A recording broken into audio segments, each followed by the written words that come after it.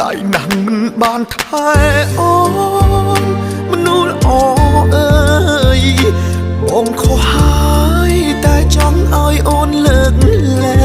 ងច្រើនដងច្រើនលើកច្រើនសារដែលបងធ្វើខំស្ដែងបងខ្លួនឯ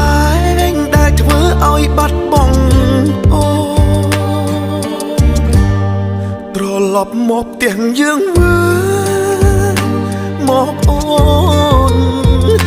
បងស្ទើរសូននឹកអូនខ្លាំងណាស់អូនអើយកូនយើងក៏កាន់តែធំជួបជុំគ្នាវិញត្រានត្រើយឱកាសចុងក្រោយអាចផ្ដល់ឲ្យបងបាន